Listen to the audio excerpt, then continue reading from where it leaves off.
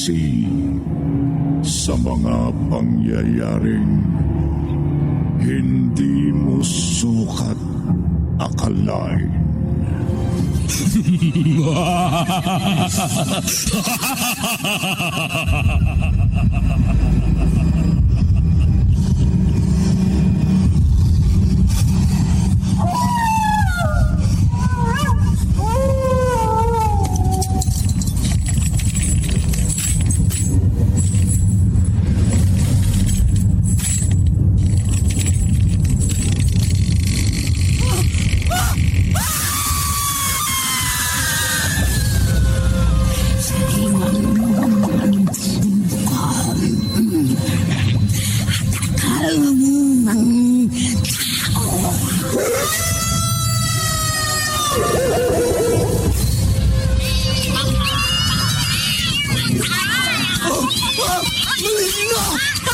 Mga kampo ng kaniliman!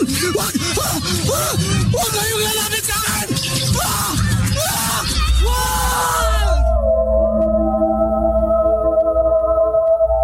Mga kababalaghang hindi kayang tanggapin ng inyong isipan. Nagaganap tuwing sasapit ang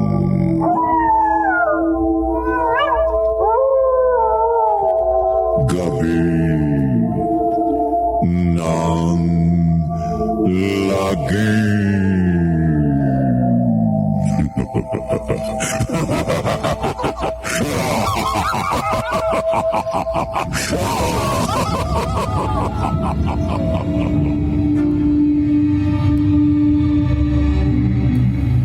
Magandang gabi, kaibigan.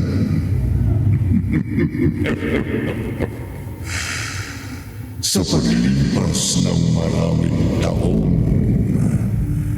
maraming bagay ang maaaring magbago. Ang masamang ginawa sa iyo, maaaring nagbunga na ng mabuting pangyayari.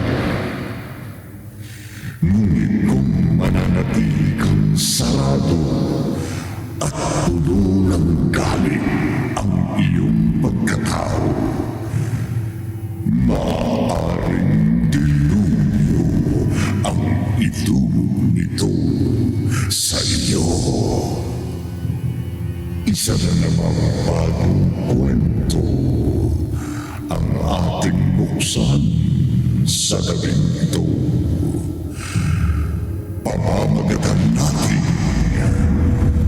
Gulong Dugo sa isa na namang gabi ng lagi.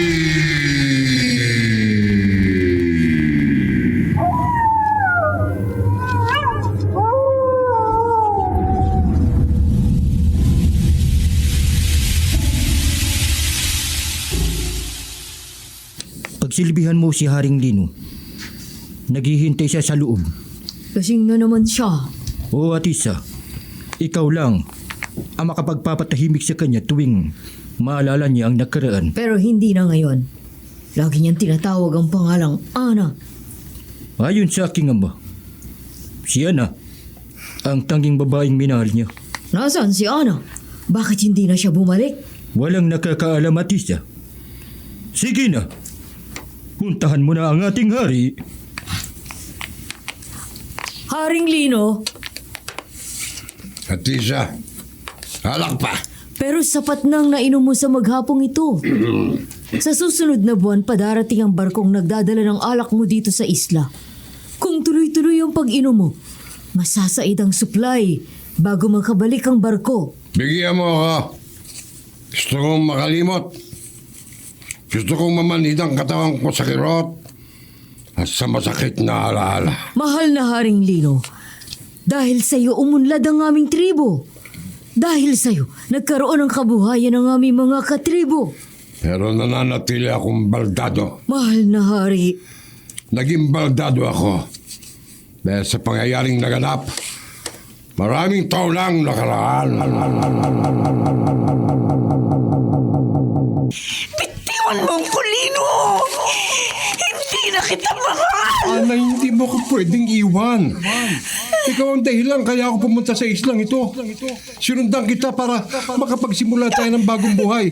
Dito tayo bubuo ng pamilya. Yan ang pangako ko. Noon yun! Pero ngayon hindi na! Pero nakilala mo si Yul. At nagkaroon kayo ng relasyon. Hindi, Lino! Pinagtataksilan mo ko! Hindi na kita mahal! Ana! Bumalik ka! Ana! Umalis ka sa daan ko, Yul. Huwag mo akong harangan. Huwag mo sabi kong harangan eh. Bitiwan mo ko. Anong gagawin mo? Huwag! Itinulak ako ni Yul.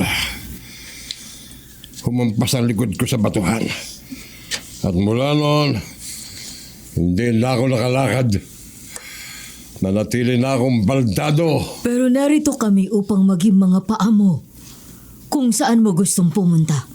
Narito ang aking mga katribo upang paglingkuran ka at buhatin. Hindi na ito makapagbibigay kasiyahan sa akin at isa. Dahil dito sa loob ng dibdib ko, sa puso ko, gusto kong gumanti. Hindi na ako kontentong manatili rito at maging hari ng inyong tribo. Mahal na hari, ano ang makapagpapaligaya sa inyo? Ang makaganti, ang gumaling ang mga binti ko, makabiyahe upang mahanap ko si Yul at magantian ko siya sa ginawa niya sa akin.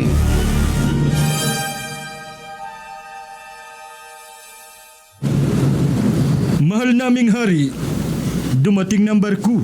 Anong balita, Chichi? Hinihintay pa naming bumaba ang mga inutusan mo sa lungsod.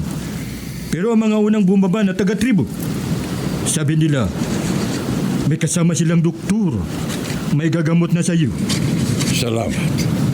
Natutuwa ako sa balitang yan. Mahal na haring Lino, ang mga babaeng sakay ng barko, may dala sila para sa iyo.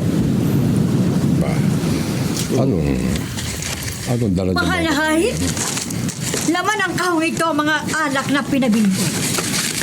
Iwan nyo na lamang dyan. Mahal na hari, ang doktor na pinahanap ninyo, si Dr. Aldo. Lino? Matagal tayong hindi nakita. Babalitaan kong doktor ka na. Kaya agad kitang ipinahanap. Anong nangyari? Bakit hindi ka na bumalik sa syudad? Ito nangyari sa akin. Nakikita mo naman. Naka-wheelchair na ako.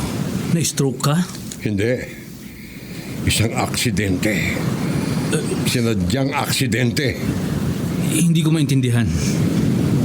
At isa, Mahal na hari. samahan yung doktor sa kanyang pahingahan. Mamaya kami muling mag-uusap. Opo, mahal na haring Lino.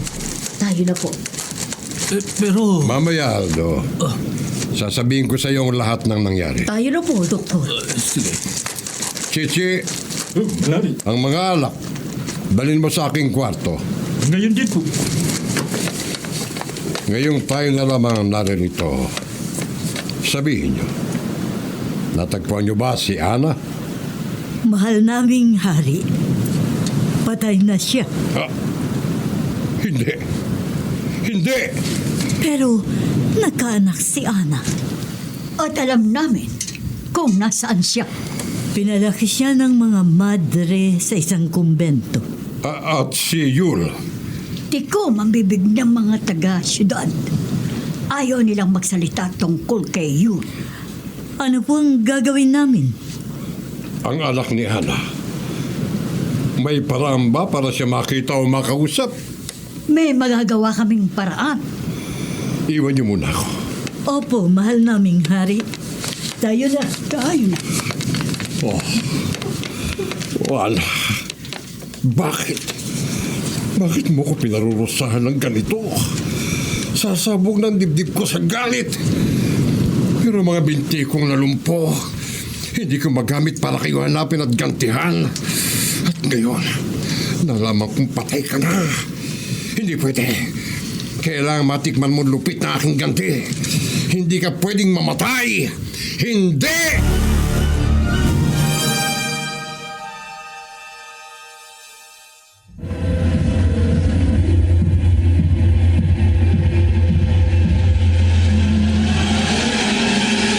Balikan natin ang kasaysayang tampok sa linggong ito sa isa na namang gabi ng lagim.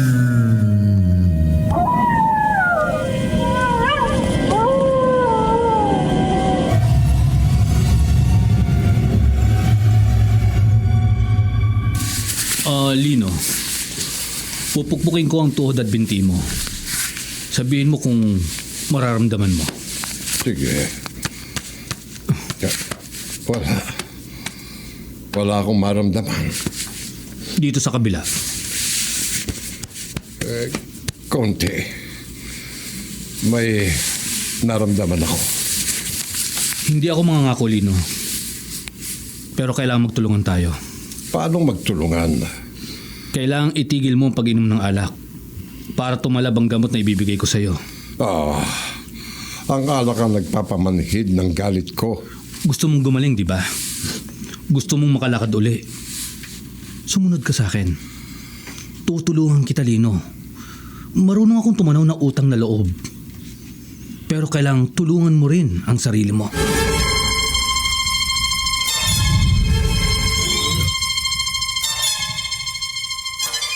Gigi, pinatatawag ka ng ating hari. Ngayon na. Sige, tawagin mo na ang mga kababaihan. Oras na para bumalik sa mga kubo nila. Oo, ako nang bahala. Mahal naming hari, may pag-uutos ka? Chichi, alis na bukas ang barko. Babalik ang mga babae sa syudad. Gusto kong sumama sa kanila. Mahal na hari, ilang araw kaming mawawala. Narito si Paano ka? Atisa at ilang kalalakihan ng tribo. May inutos ako sa mga babae. Gusto kong pagbalik nyo, dala nyo na rito ang ipinakuha ko.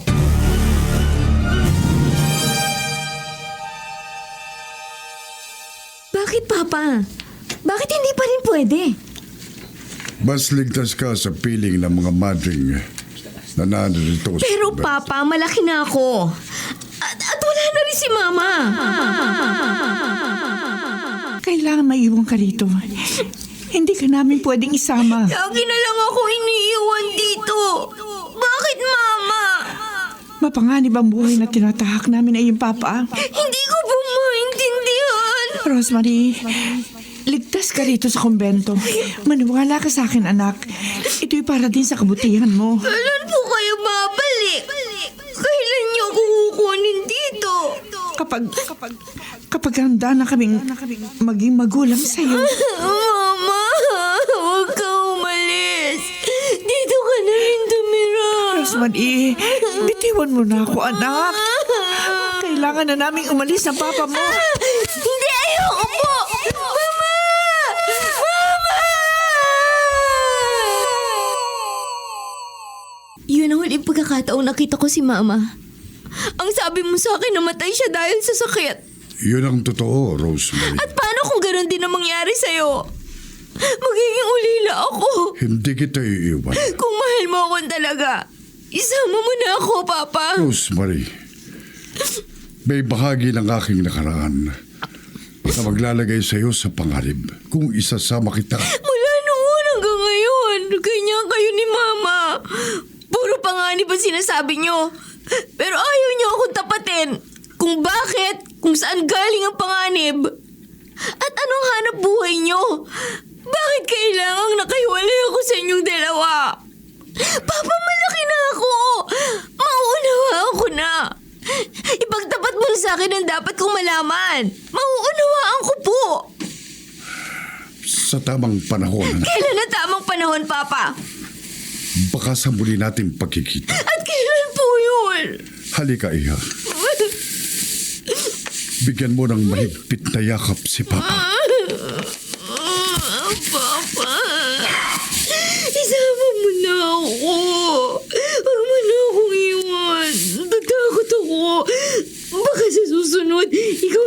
mawala. Oh. Hindi ko na makakaya. Hindi ko matatanggap.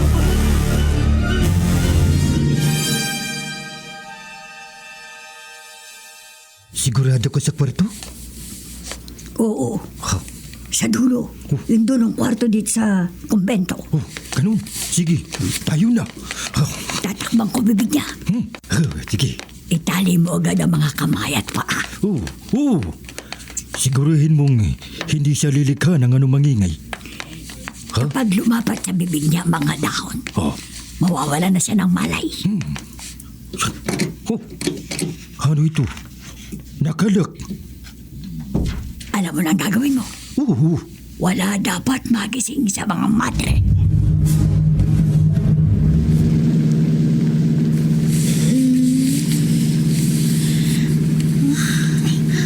Nagising na siya. Malayo na tayo. Papunta na tayo sa pier. Wala na siyang magagawa. Sino kayo? Bakit nakatali mga paa at kamay ko? Isasama ka namin. Saan? Tumahimik ka. Sino kayo? Bakit? Anak ka ni Ana at June, hindi ba? Oo. Pero hindi ko maintindihan. Sino kayo? Kahit sabihin namin kung sino kami, hindi mo rin kami makikilala. Tama yun. Pero siguro ang hari namin, makikilala mo. Hari? Sinong hari? Saan niyo ako dadalhin? Maawa kayo! Ibalik niyo na ako sa kumbento! Hindi pwede. Utos ng aming hari na dalhin ka sa isla. Kaya doon ka namin dadalhin.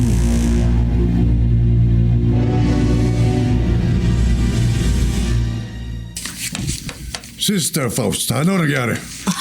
Natanggap kong mensahe mo. Nasaan si Rosemary? Yul, hindi rin namin maintindihan. Wala siya sa kanyang kwarto. Magulo ang kwarto. Parang nagkaroon ng gulo. Hindi ko maintindihan. Oh, nasaktan kaya si Rosemary? Walang dugo. Hindi naman siguro siya nasaktan.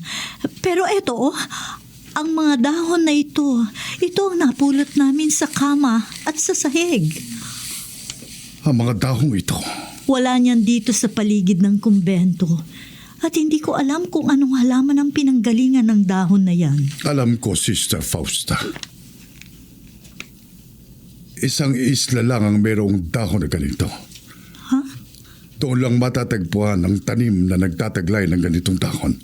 Paano mo nalaman? Doon kami galing ni Ana. Iyon ang isla na aming tinakasan. Sa tingin mo, taga ron ang dumukot kay Rosemary? Iyan ay kung dinukot nga siya. Kasi baka naglayas yung bata. Baka tinangkakang hanapin at... Hindi gagawin ni Rosemary yun. May barkong maglalayag sa araw na ito. Kailangan masiguro kung hindi siya roon isasakay. Pero Yul... Kung naglayas si Rosemary, hindi siya makalalayo. Nasisiguro ko babalik siya rito. Pero kung may dumukot sa kanya, tiyak, nasa panganib ang buhay ng anak ko.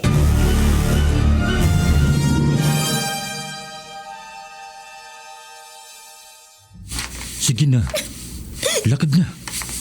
Huwag kang sisigaw. O magtatangkang humingi ng tulong sa mga taong madadaanan natin. Anong kailangan niyo sa akin? Kami wala. Ang aming hari ang may kailangan sa iyo. Papatayin niyo ba ako? Kung mag-iiskandalo ka, baka mapilitan na akong saktan ka. Tayo na. Sige na. Sige na, lumakad ka na. Sumabay ka sa akin. Pero saan niyo ako dadalhin? Huwag ka ng maraming tanong. Sasama ka sa amin. Dahil kung hindi, yun na magiging katapusan mo.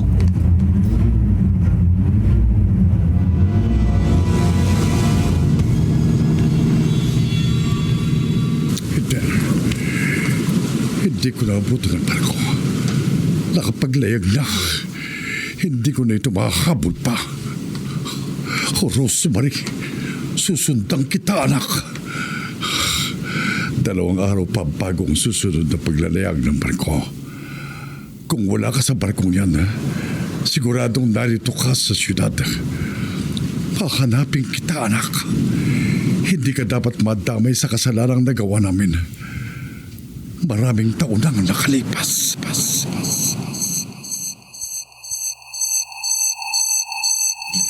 Yol, hanapin niya tayo. Tiyak na hindi titigil si Lino hanggat hindi niya ako nababawi sa'yo. Bahala na. Iiwasan natin siya hanggat kaya natin. At yung isisilang ko, Ituturing ko siyang anak. Walang magbabago, Ana. Magiging isang pamilya tayo.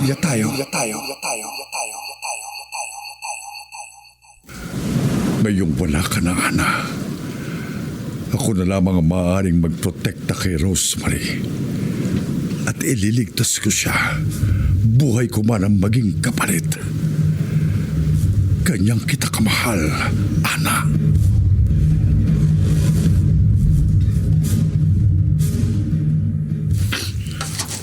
Ayoko! Bitiwan mo ko! Ano gagawin mo sa akin? Tuwing pangalawang pagbibilog ng buwan, nag-aalay kami ng dayuhang babae sa aming mga Diyos. Iaalay ninyo ko! Oo, pumayag na ang aming Haring Lino. Ngunit bago ka namin ialay, pakikinabangan ka muna ng mga kalalakihan ng aming tribo. Ayan! Gawin niyo ang gusto niyo sa kanya. Pagkatapos, iaalay natin siya. Hindi! Ayoko! Maawa kayo sa akin! Maawa kayo!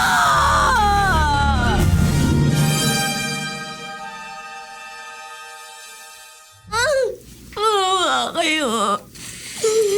Hindi ko na kaya. Anong gagawin namin, mahal na Haring Lino? Surukan mo ng gamot para hindi niya maramdaman ang sakit. Kahit anong gamot, Yung magbibigay sa kanya ng kakaibang sensation. hindi pa ba siya magpapahinga? Magpasalamat ka, babae. Nakakaramdam pa ako ng awa sa iyo. Ang gamot ay para mamanid ka sa kirot at sakit na dinaranas mo. Pero ang parusa ay magpapatuloy hanggat hindi ako nakukontento. Pero kasalanan ko sa'yo. Sino ka man talaga? Sino ako?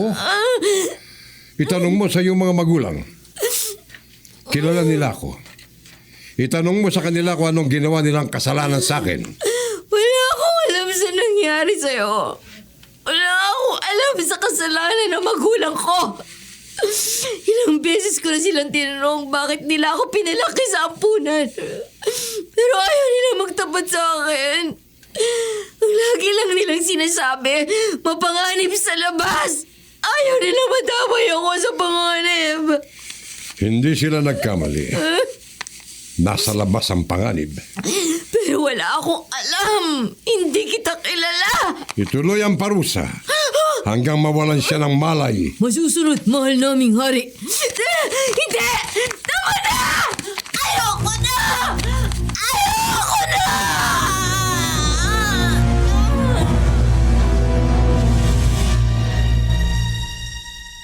Ano yun? Kanina ko pa naririnig ang tinig ng babae. Sumisigaw, nagmamakaawa. May pinarurusahan si Haring Lino. Anong parusa? Ipinagagamit siya sa mga kalalakihan ng tribo. Ano? Gantimpala yun sa katapatan ng mga kalalakihan sa tribo. Parusa naman sa babaeng lahi ng taksil.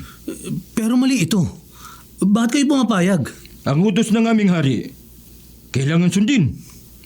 Ngayon, doktor, kung ayaw mong mapahamak, tumahimik ka na lamang. Pero hanggang kailan pahirapan ng babaeng yun? Hanggang sa mawalan siya ng malay. Hindi. Hindi ito tama. Hindi pwedeng pakinggan ko na lang ang mga pagdurusa ng babae. Huwag kang makikialam. Kundi pati ikaw ay masasaktan din.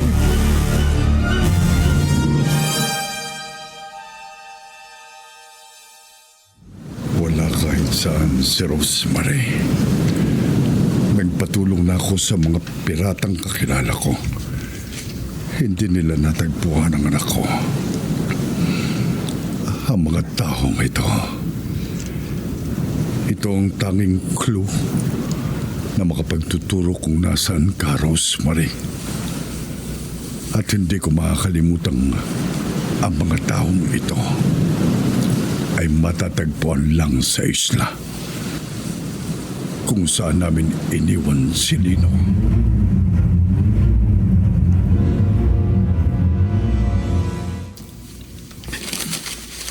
Ayan ang babae.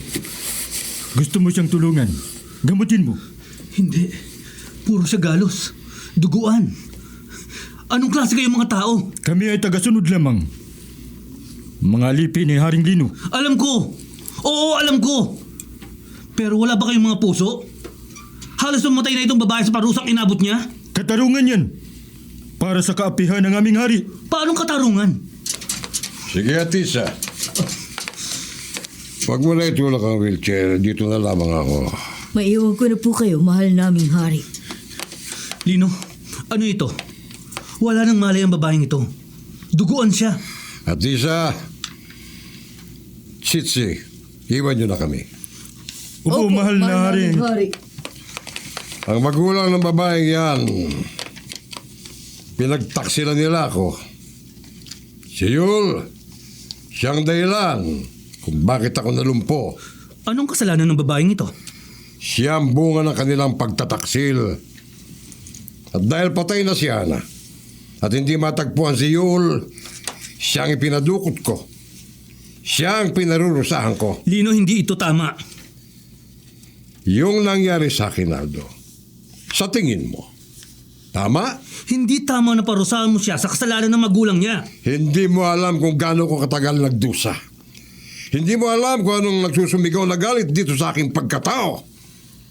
Pero hindi ko may sa katuparan dahil nalumpo ako, dahil baldado ako. Ang mga taong tribo, ginawa mo silang alipin. Ibinigay mo ang mga kailangan nila para mapasunod mo sila.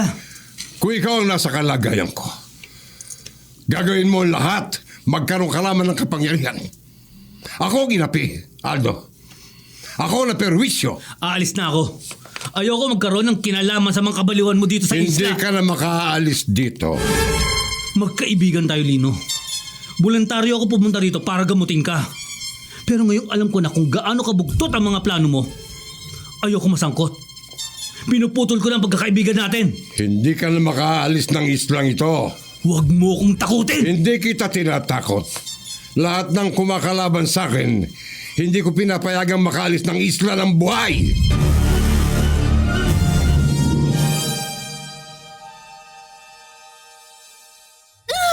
Aray! Tama na! Ang mga sugat ko! Masakit! Kaunting tiis. Kailangan kong tahiin ng ilang sugat mo sa hita at braso. Mayop sila. Para ako laruan na pinagpasapasahan. Itatakas kita. Kailangan magpalakas ka. Sino ka? Doktor ako. Ako ang gumagamot kay Lino. Sa kanilang hari. Pero ako man, pinagbantaan niyang papatayin. Pero may tutulong sa atin. Ang kailangan lang magpalakas ka para makatakbo tayo patungo sa pangpang. Hindi ko na yata kaya ang pangahalay. Ang mga droga na itinurok sa akin. May mga sandaling nawawala ako sa aking sarili. Tutulungan kita. Ako si Aldo. Rosemary. Rosemary ang pangalan ko. Rosemary, magtiwala ka sa akin. Itatakas kita mula rito sa isla.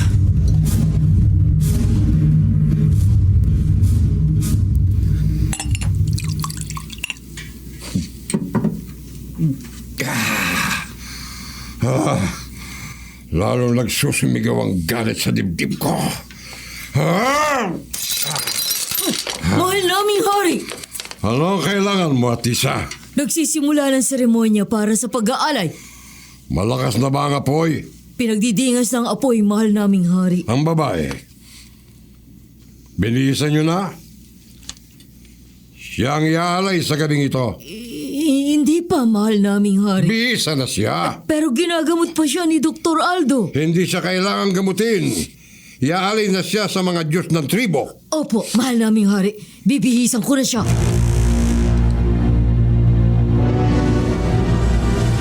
Kailangan na kitang bihisan. Para saan? Para sa seremonya. Atisa, ginagamot ko pa siya. Isa pa, nag-usap na tayo. Tutulungan mo kayong makatakas. Mamamatay ako kapag ginawa ko yun. Umaatras ka na? Atisa, ikaw lang ang pag-asa namin. Kung natatakot ka kay Lino, sumama ka sa amin. Hindi ka dapat magpaalipin sa isang demonyo. Wala na siya sa katinuan. Sumama ka na sa amin, Atisa.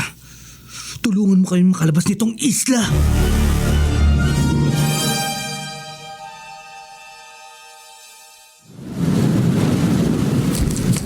Sana tama ang kutob ko, anak. Kung narito ka, ililigtas muna kita bago ko harapin ang aking kamatayan. Kung ito ang kabayaran sa pagmamahala namin ng iyong ina, tinatanggap ko na. Yul! Ikaw si Yul! Oo, Sasama ka sa amin. ibaba niyo ang mga baril na yan. Hindi ako lalaban. Isang bagay lang ang gusto kong masiguro. Nasa inyo ba si Rosemary? Bihag niyo ba si Rosemary? Mahal na hari, narito na po siya. Lino? Oo. Buhay pa ako, Yul. Buhay pero baldado dahil sa'yo. Huli na para humingi ako ng tawad. Nagkamali kami ni Ana. Hindi kayo nagkamali. Mga taksil kayo. Lino, wala nang saysay. Pag-usapan man natin ang nakaraan. Narito ako para hanapin si Rosemary. Si Rosemary. Ang batang pinalaki ng mga madre. Oo, siya nga. Huli ka na. Ipinataw ko na sa kanyang parusang dapat ay para sa inyo ni Ana. At anong ginawa mo sa kanya? Buhay pa siya. Sinisiguro ko sa iyong buhay pa siya.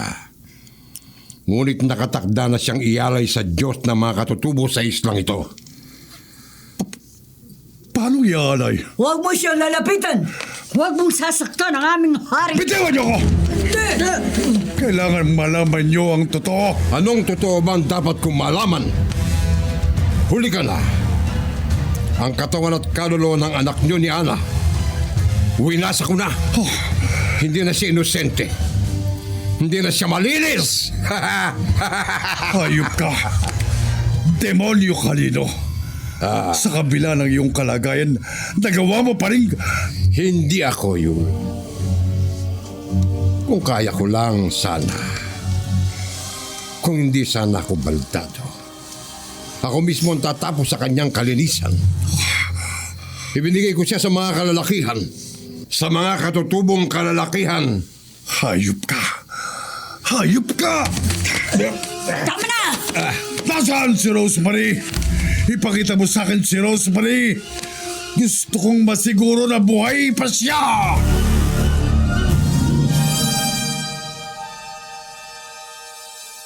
Rosemary, gising. Ano yun? Dadalhin na ba ako sa apoy? Susunugin na ako. Hindi. Narito ang iyong ama. Si Papa? Si Yul? Oo. Rosemary! Papa! Oh, Hindi ko kaya bumangon. Masakit ang buong katawan ko. oh. Rosemary, anong ginawa nila sa'yo? Papa, hilayo mo ako sa lugar nito. Impyerno dito. Ayoko na, Papa. Gusto ko na mamatay. Makinig ka. Hindi na ako makakaalis sa lugar na ito. Pero si Dr. Aldo at si Atisa, tutulungan kanila. Konti na lamang ang ating panahon. Kapag lumaki ang apoy para sa pag-aalay, kukunin ka na rito ng mga katribo ko. Kahit nanghihina ka at hindi mo pa kaya lumakad, bubuhatin ka nila. Ilalabas ka nila sa isla. Paano ka, Papa? Magkikita pa rin tayo, Hindi, anak. Papa. Gusto ko kasama kita pagtakas mula rito. May dapat akong tapusin, Rosemary. Kailangan matapos ng gulo sa pagitan namin ni Lino. Sino ba siyang talaga? Anak, Sino si Lino? Bakit gano'n na lamang ang galit niya sa inyo ni Mama? Hindi mo na dapat pangmalakan. Sapat ng alam ng puso at isip mong mahal na mahal ka namin ang iyong mama. Papa. At isa, kayo nang bahala ni Dr. Aldo sa aking anak. Oo, Yul. Rosemary, lakasan mo ang loob mo. Matatapos din ang bangungot na ito. Papa, wag! Bumalik ka! Papa! Papa, bumalik kita! Papa! Papa!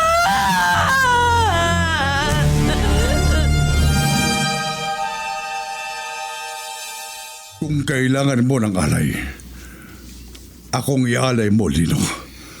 Tapusin na natin ang problema ito. Mamatay ka man.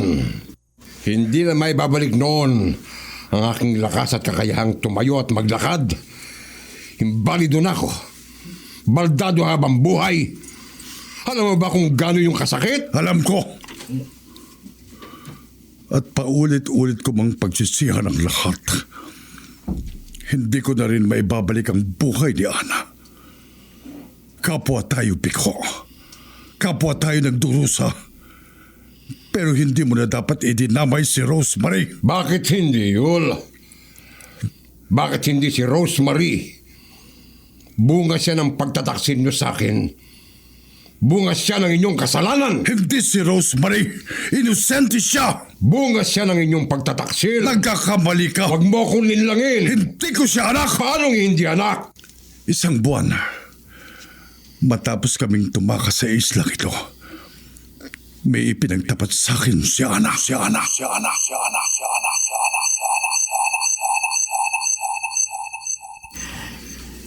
Buntis ako, Yul. Magkakanak tayo. Magkakanak na tayo. Pero hindi ito sa'yo. Kay Lino. Ana. Ayoko ipalaglag to. Hindi mo siya ipalalaglag. Magiging pamilya tayo. Magiging anak natin siya. Yul, Wala siyang kasalanan, Ana. Itutuloy mo ang pagbubuntis. Kikilalanin ko siyang anak. Iingatan natin siya. Ilalayo natin siya sa paghihiganti ni Lino.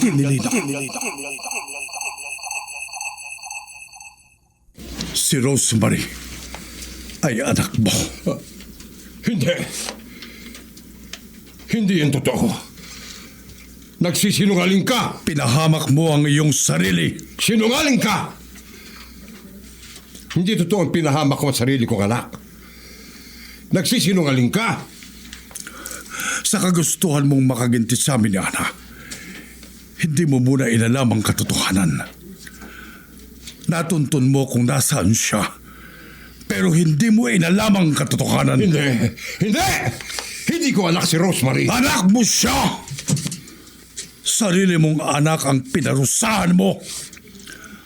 Winasak mong kinabukasan ni Rosemary dahil galit ka sa amin. Hindi!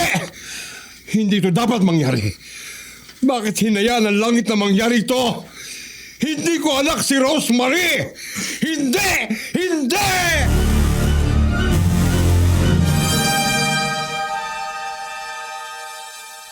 Nagsisinungaling ka. Hindi ko anak si Rosemary. Anak mo siya, Lino. Kung sana, tiningnan ang mga tauhan mong record niya sa ampunan. Pangalan mo ang nakasulat na ama ng bata. Hindi ko yun ipinagkait kay Rosemary.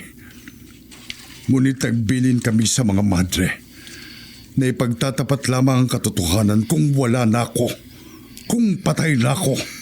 Hindi. Mahal ko si Rosemary na parang tunay kong anak. Hindi ko kayang harapin ang sumbat at mga tanong kung malalaman niya ito.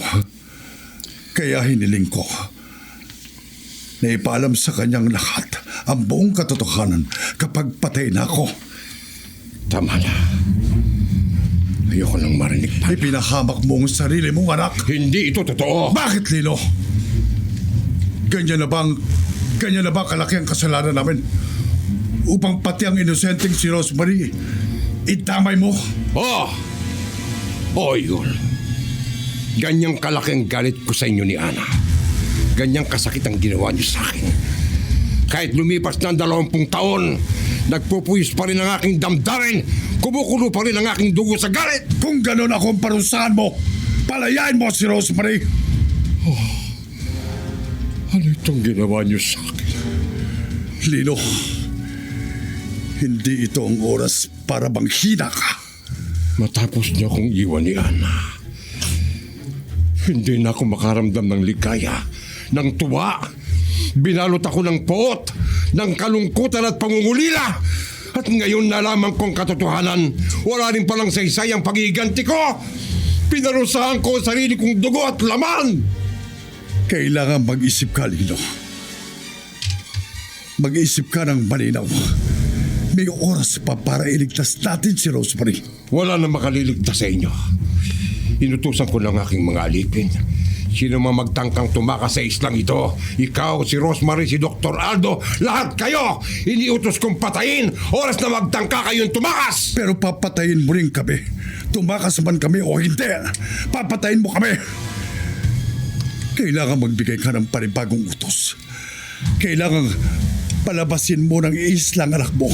Bigyan mo siya ng pagkakataong magbagong buhay. Sana namatay na ako nang itinulak mo ko sa bangin. Wala rin palang saysay ang mahaba kong paghihintay. Ano itong ginawa niyo sa akin ni Ana? Matagal ako naghintay na makaganti at pagkatapos ng lahat, nagkamali pa rin ako. Lino, makinig ka sa akin. Ang baril ko. Ito ang tatapos sa aking pagdarus. Hindi, akin na yan. Ibigay mo sa akin yan. Ibigay mo sa akin. Pwede kitang patayin ngayon. Ngayong hawak ko na ito. Pero hindi ko gagawin. Ang pakiusap ko, iutos mong palayain si Rosemary. Patakasin mong anak mo. Iligtas mo siya bago mahuli ang lahat.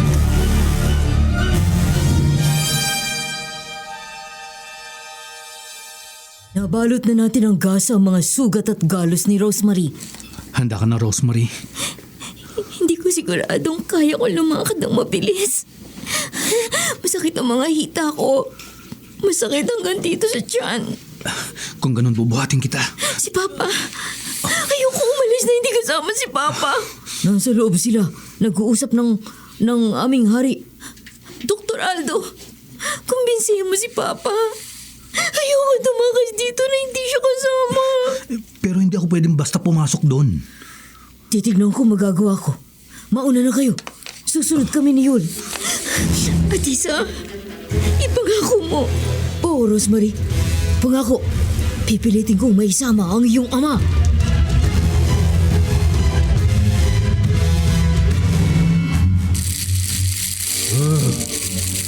Malakas na ang apoy.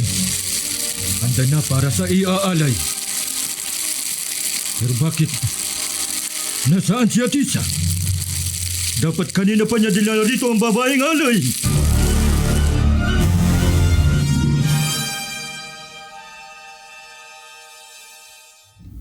Mahal na Haring Lino.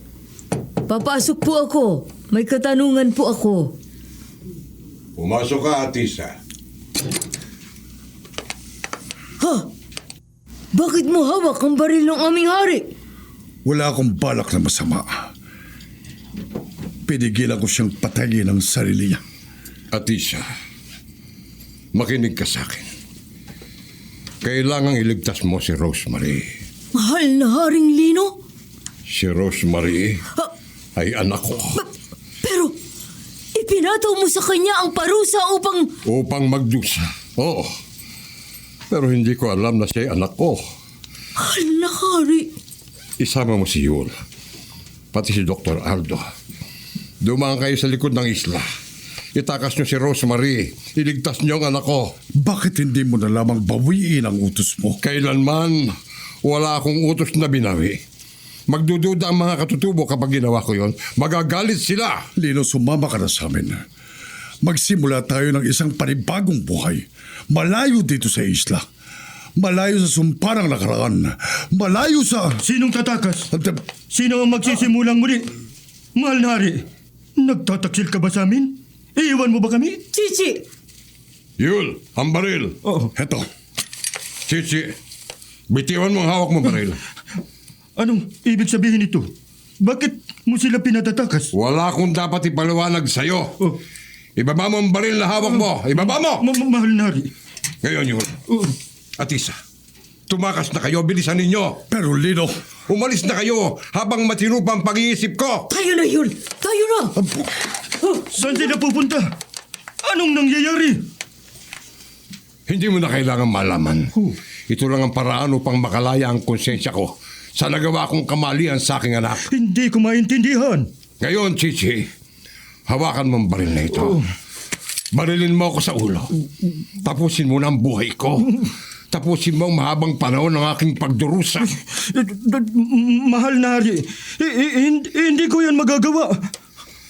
Kung ganon, bilang huling utos ko, ikaw na ang bagong hari ng islang ito. Tapos na ang layunin ko sa mundong ito. Mahal na haring Lino! Mabilis niyang pinatakbo ang wheelchair. Mahal na hari! Diretso sa apoy ng sakripisyo ang babagsakan ninyo! Mahal namin hari!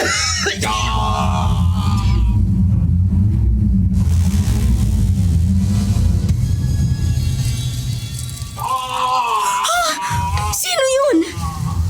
Ang mahal na haring Lino! Huwag na nating alamin. Sapat ng pinatakas tayo ni Lino. tayo na. Akin na, Aldo. Ako naman ang bubuhat kay Rosemary. Pagod ka na. Kaya ko pa. Ang importante, makalayo tayo sa palasyo ng kabaliwan. Rosemary, anak. Magsisimula tayong muli.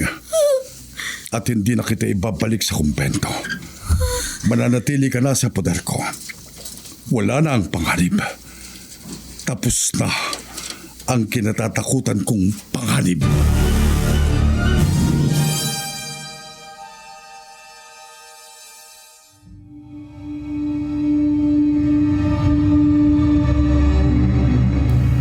May mga katotohanan na pagtatakpan ng mahabang panahon. Kaya't huwag magmadali sa pagliganti. Himayin ang mga pangyayari. Alamin ang tunay na katotohanan at mga nangyari upang maitama ang mali ng nakaraan at hindi na mapahama ang nasa kasalukuyan. Dito natatapos ang isa na namang kwento ng kababalaghan na pinamagatang Kumukulong Dugo sa isa na naman